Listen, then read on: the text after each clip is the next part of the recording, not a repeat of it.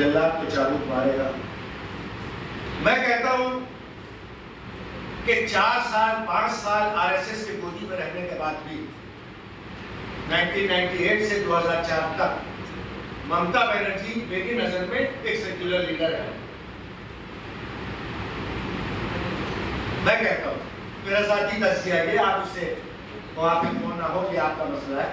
मैं कहता हूं 5 साल आरएसएस की गोदी में बैठकर आरएसएस का सब कुछ सीख कर ममता बनर्जी सेक्युलर लीडर, मैं ये मानता हूं। बहुत अच्छी बात है, आप सेक्युलर लीडर और आपने बहुत काम किया बंगाल में, ये भी मैं मानता हूं। आप बहुत कामी हैं, आप बहुत नामी हैं, आप बहुत अच्छी हैं, आप बहुत नेक हैं, आप बहुत फाल हैं, आप बहुत मुतहर्रिक हैं, आप बहुत दानिश्वर हैं, आप हिंदुस्तान की पहली 5 मायानाज हस्तियों में से हैं जो वज़ीर आज़म बनने का ख्वाब भी देख सकती हैं। बहुत अच्छी बात है, इख्तिलाफ नहीं है। अब एक काम कीजिए ना, 2011 में जब आप आए हैं और 2024 के इस महीने में जरा मैं बोलूँ फिर आप अपने फोन पे बात कीजिए। तरीका नहीं है तो सच में 2011 में आप आई हैं मई में, ये 2024 है।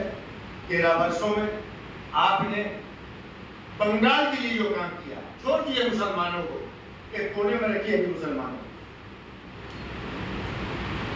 आपने बंगाल के लिए जो काम किया है उस पर आप एक उसको बोलते हैं इंग्लिश में व्हाइट पेपर शाया कर दीजिए।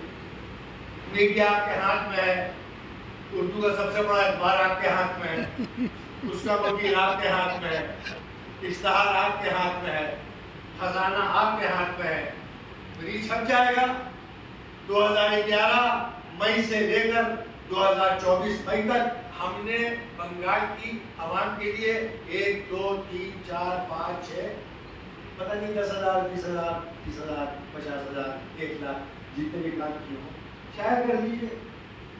हम उसको उर्दू अखबार में पढ़ लेंगे, मेरे भाई लोकेश उसको हिंदी अखबार में पढ़ लेंगे, बाकी लोग उसको अंग्रेजी अखबार में पढ़ लेंगे, हम सब आपसे राजी हो जाएंगे। बहुत काम किया आपने, आपको बोलने की जरूरत क्या है? आपने काम किया, आपको बोलने की जरूरत क्या है?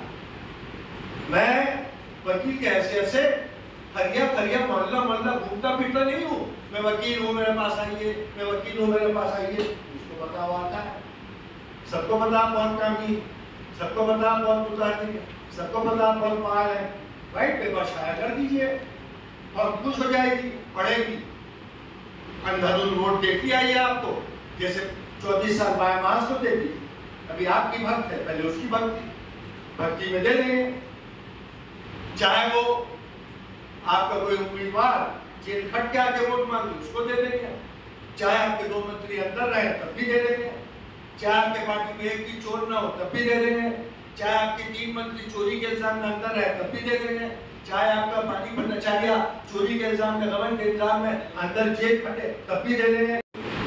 ये लोग अच्छे लोग हैं, ये लोग शरीफ लोग हैं, इनको ऊपर झूठा इल्जाम है, इनको साल भर से सीबीआई ने अंदर रखा हुआ है, ये तो गलत बात है। आप छाया कीजिए व्हाइट पेपर, इतना व्हाइट पेपर छाया कर दिए कि पार्थ चैटर्जी बेकसूर है, ज्योतिप्रिय मल्लिक बेकसूर है। ये सब काम कीजिए ना। आप कुरान के पीछे, गीता के पीछे, बाइबल के पीछे क्यों पड़ गई? आप देखिए ना कि आपके कहाँ दामन में दाग है। मेयर बना दिया एक शख्स को, पूरा हिंदुस्तान देखता है टीवी पर घुस लेते हुए, तो मेयर बन जाता है। इस चेयर पर सुभाष चंद्र बोस भी बैठ चुके, इस चेयर पर सुरेंद्रनाथ बनर्जी भी बैठ चुके, आज आपने उसको बैठा दिया। ये आपका मसला, ये आपकी प्राइवेट प्रोप्राइटरशिप कंसर्न है जहाँ सब मुलाजिम है। हमसे एक मंत्री ने कहा था, आप क्या समझते हैं मैं मंत्री हूँ? रात में सोया मंत्री, सुबह में फोन आया संतरी है, और नासिर भाई इसके गवाह है, नाम नहीं बताऊंगा किसका। रात में सोया मंत्री, सुबह उठा संतरी। तो भैया अगर तुम प्रोप्राइटरशिप कंसर्न में नौकरी करने गए हो तो तुम तो कंट्रैक्चुअल लेबर भी नहीं हो। वहां अम्मा है, उनका भतीजा है, भी है और भतीजा है, इसके आगे सबका बुरा नतीजा है। कोई कुछ है नहीं। अच्छा, कोई कुछ नहीं है तो ये 1.5 मत वाले बंदर हिंदू पूरे कलकत्ते में घूमू पे क्या दिखा रहे हो? क्या कुछ है? जमीन जगह रहता इस्तीफा देते, इस्तीफा देने के लिए कलम उठाया जाता है, इस्तीफा देने के लिए लिखा जाता है, इस्तीफा देने के लिए कागज चाहिए। यहाँ तो कागज से मतलब नहीं है। गांधी जी होना चाहिए कागज को, उससे मतलब है। भाई गांधी जी वाले कागज में और इस सादे कागज में फर्क है कि नहीं है? इस सादे कागज में इस्तीफा लिखा जाता है। अगर इस सादे कागज में इस्तीफा लिख दिया गया तो गांधी जी रुक जाएंगे, फिर गांधी जी जेब में नहीं आएंगे, फिर गांधी जी बैंक अकाउंट में नजर नहीं आएंगे, फिर सीपीआई नहीं आएगी, फिर हम पकड़ा नहीं जाएंगे।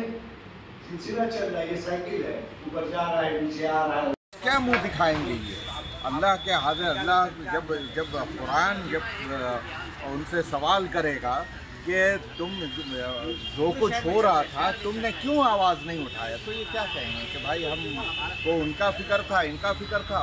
वो ये तो हम और इंतज़ार करते हुए 10 दिन इंतज़ार किए, कहीं से कुछ ये आए, लोगों से सवाल किए, टेलीफोन से बात किए, नहीं ऐसा नहीं, मसलहत ऐसा, ये ऐसा। अरे भाई मसलहत, आप मसलहत के पीछे गाड़ी ये कर दीजिए, आपका तो काम ही कभी नहीं होगा। इस वजह से अब हम लोगों को एक जनरल आदमी, अब ज़रूरत इसी बात की है कि एक जनरल आदमी, एक आम आदमी को उठ करके अपनी बात कहने की ज़रूरत है। सुनिए, अगर ममता इकराम पर लोगों का भरोसा अब खत्म हो जाएगा? बिल्कुल ख़त्म हो गया, बिल्कुल ख़त्म हो गया।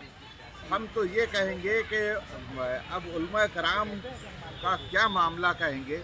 एक तो ये पूरी पार्टी जो है ये प्रोमोटरों की पार्टी हो गई है, तो इसके अंदर में उलमा कराम भी शामिल हो गए हैं, है ना। उनको कोई भी चीज़ बुरी भली, जो चीज़ हक और बातिल जो है वो सिर्फ ये समझ में आता है कि अगर टीएमसी के लिए है तो ये हक है और नहीं तो बाकी सब चीज़ बातिल है। देखिए, यही वजह है कि कोई नहीं आता। कलकत्ता के दो मौलाना, एक इमाम ईदैन है फजलुर रहमान साहब और ये शफी साहब, इन्होंने अब तक कोई जुबान से कोई बात ही नहीं गई। नहीं किया, ये बहुत तकलीफदा बात है, ये तकलीफदा बात है। ये अब आप लोगों की जिम्मेदारी, देखिए हम लोग तो बोल बोल के थक गए, कोई फ़ायदा है नहीं। अब आप लोगों की जिम्मेदारी है कि उन लोगों को झंझोड़िए और कहिए कि ये ऐसा, ये सब अखबार में जब आएगा या आप लोगों का जब बयान आएगा, जब वायरल होगा, तब इन लोगों का शायद नींद टूटे और फिर ये करें। ये सब असल में ये गुलाम हो गए, जो हुक्मरान जमात है उसके गुलाम बन करके रह गए। ऐसे हालात में मुसलमानों को क्या करना चाहिए? और क्या दो फेज बाकी जैसे है। हम कह रहे हैं कि हम तो बहुत मामूली से आदमी हैं, एक जो जनरल मास है, जो आम आदमी है, उनको उठ खड़ा होना होगा और वो जो है वो बात अपनी कहेंगे। जब वो अपनी बात कहेंगे तो ये उलमा भी साथ में लग जाएंगे। अगर ममता माफ़ी नहीं मांगती या कोई ऐसा रास्ता नहीं निकालती तो क्या करेंगे आगे चल के आप लोग? उनका सीट गोल होगा, उनका तख्त ख़त्म होगा, उनका तख्त गिर जाएगा। भाई हमने एक मिसाल दिया कि इसके पहले भी कुछ दानिश्वरों ने या एक दानिश्वर ने ये कहा था कि भाई ये मदरसा जो है ये टेररिस्ट का हब हो गया, ये टेररिस्ट यहाँ पैदा होते हैं, दहशत पसंद लोग पैदा होते हैं। किसी में आवाज़ नहीं थी। फिर हम लोग जा कर के उनसे बात किए कि आप बताइए, आप निशानदेही कीजिए कि कौन सा मदरसा जो है वो आपका आपके खिलाफ हुआ, ये आपने उसमें दहशत पसंद को पाया है, आप बताइए, और नहीं तो आप माफ़ी मांगिए सबों के सामने। तो उन्होंने कहा कि हाँ हम गलती पे थे और ये जो इंटेलिजेंस रिपोर्ट ने की वजह से हम मरहूब हो गए थे और ये हमें माफ़ कीजिए। वो भी अपने दौर के हुक्मरान थे, ये भी अपने दौर के हुक्मरान थे। कुरान और गीता के प्रति उनका जो बोला गया चीज़ है वो गलत, सरासर अन्याय है, गलत है। और हमारे गीता में भी कहा गया है कि यदा यदा ही धर्मस्य गलनी भवती भारत, जब पाप की हानि होगी, धर्म के बारे में गलत बोला जाएगा, तब धर्म के लिए लोग सामने आएंगे, खड़े होंगे और अपने विचार प्रकट करेंगे। और उनको जो भी धर्म के प्रति उनके गलत विचार हैं उनको अपनी जगह से, इतिहास गवाह है, नीचे उतरना पड़ेगा और उनको इस बात में सबक लेना चाहिए। को ममता बनर्जी के बयान को बिल्कुल गलत नज़र से देखता है। उनको किसी भी क्या उम्मीद है? हिंदू भाई हो या मुसलमान भाई, उनकी पवित्र किताबों के प्रति इस तरह का बयान नहीं देना चाहिए और उन्होंने अनजाने में दिया है, तो इसके लिए उनको गलती मांगनी चाहिए और अपनी गलती के लिए उनको नहीं करेंगी तो फिर आवाम अपनी जनता अपनी बात करने के लिए स्वतंत्र। रोहित जी एक हफ्ता से ज़्यादा थ्रू ये चीज़ पहुँचेगी, जानेंगे तो ज़रूर उनको भी एहसास होगा कि उन्होंने जो कुछ कहा है वो उत्तेजना में कहा है, गलती में कहा है और गुस्से में कहा है, तो उनको अपने बयान को वापस लेने का एक समय देना चाहिए, उनको नोटिस मिलनी चाहिए और अपनी गलती की है तो गलती को ज़रूर से उनको दुरुस्त करना चाहिए।